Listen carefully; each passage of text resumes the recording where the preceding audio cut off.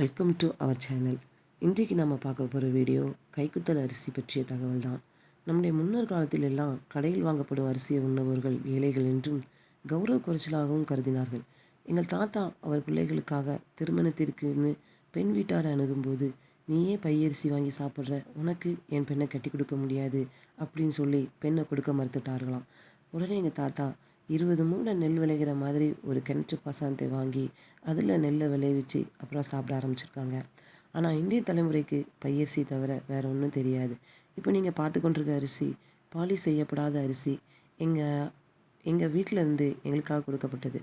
Polish செய்யப்படாத அரிசி, அதாவது ப்ரௌன் ரைஸ். இது பொதுவாக நெல் என்பது முழு தானியத்திலேருந்து கிடைக்கப்படுவதாகும்.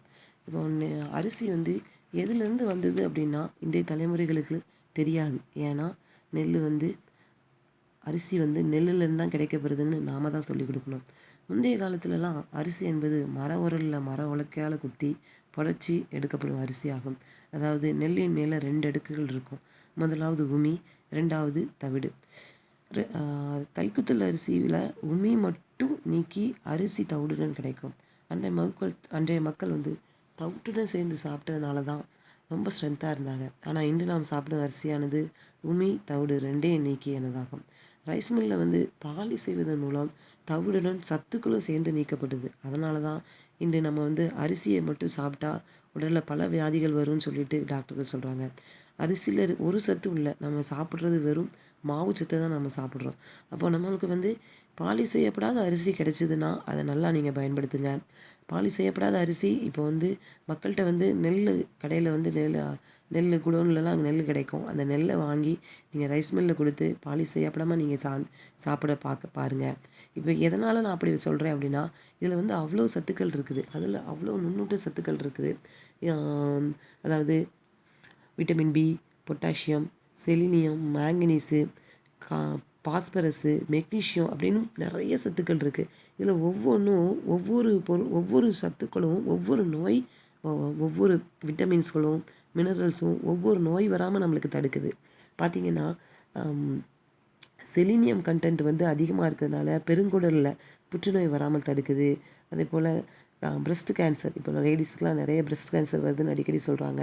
அதில் பைட்டோ நியூட்ரியான் லிக்னான் அப்படிங்கிற கெமிக்கல் இருக்கிறதுனால கேன்சர் வராமல் தடுக்குது. அதுமாதிரி ரைஸ் பிரான் ஆயிலெலாம் எந்த ஒரு ஸ்மெல்லும் இருக்காது.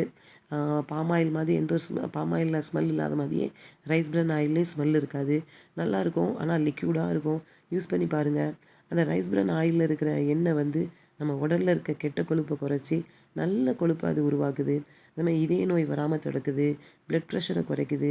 பிளாக்ஸு, அதாவது நம்ம பிளட்டில் இருக்கிற பிளாக்ஸ் வராமல் தடுக்குது. பார்த்திங்கன்னா என் பாப்பா அரிசியை வச்சு விளையாடி அதை கீழே கொட்டி திருப்பி உள்ளே அள்ளி போடுறா. அதே போல் இது உடல் எடையை குறைக்கும், மலச்சிக்கலை தடுக்கும், சர்க்கரை நோய் வராமல் தடுக்கும். நார்ச்சத்து இதெல்லாம் வராமல் தடுக்கிறதுக்கு காரணம் இதில் நார்ச்சத்து அதிகமாக இருக்கிறதுனால தான். 21% மெக்னீஷியம் இருக்கிறதுனால பலமான எலும்புகளை கொடுக்குது, ஆஸ்மாவை குறைக்குது, கேல் பிளாடரில் இருக்க கற்களை குறைக்குது, ஆரோக்கியமான நரம்பு மண்டலத்தை கொடுக்குது. அதே போல் நம்மளோட நரம்புகளில் இருக்க ஹார்மோன்ஸை ரெகுலேட் படுத்துது. இப்போ மேங்கனீஸ் இருக்கிறதுனால இந்த ஹார்மோன்ஸ் அப்படியே ரெகுலேட் ஆகுது. மூளை வளர்ச்சிக்கு உதவுது. இரும்பு சத்து வராமல் தடுக்குது. விட்டமின் பி அதிகமாக இருக்கிறதுனால நம்ம மூளை வளர்ச்சிக்கு தேவையானதை கொடுக்குது.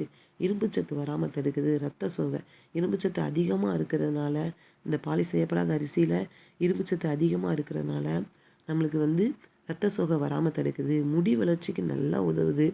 ஆஸ்மா வராமல் தடுக்குது. நீங்கள் இதெல்லாம் நல்லா பயன்படுத்துங்க. தொடர்ந்து இதே மாதிரி வீடியோ பார்க்கணும் அப்படின்னா அந்த சேனலை நீங்கள் சப்ஸ்கிரைப் பண்ணிக்கோங்க. எங்களை பூஸ்டப் பண்ணுவதற்காக லைக் பண்ணுங்கள். அடுத்து இந்த மாதிரி என்ன இதை பற்றி உங்களுக்கு தெரிஞ்சுக்கணும் அப்படிங்கிறதுக்காக கமெண்ட் பண்ணுங்கள். இதே மாதிரி இந்த வீடியோ கைக்குத்தல் அரிசியை பற்றிய தகவல் உங்களுக்கு புதுசாக இருந்தாலோ இல்லை யூஸ்ஃபுல்லாக இருந்துச்சுனாலோ உங்கள் ஃப்ரெண்ட்ஸுக்கு ஷேர் பண்ணுங்கள். மேக்ஸிமம் நம்ம வீட்டில் இந்த கைக்குத்தல் அரிசியை பயன்படுத்துங்க. இப்போல்லாம் எல்லா வீட்லேயும் நெல் விளைஞ்சிருக்கோம். அந்த நெல்லுலேருந்து நம்ம உடனே அதை சேல்ஸ் பண்ணாமல் அதிலேருந்து அந்த நம்மளுக்கு தேவையான அரிசியை நம்மளே பயன்படுத்துவோம். சுயசார்புள்ளவர்களாக மாறுவோம். நம்மளுக்கு தேவையான பொருட்களை நம்மளே விளைவிச்சு சாப்பிட்ற மாதிரி பார்த்துக்கோங்க. ஏன்னா இப்போ உள்ளதில் எல்லாம் நிறைய கெமிக்கல் பயன்படுத்துகிறாங்க. Thank you friends.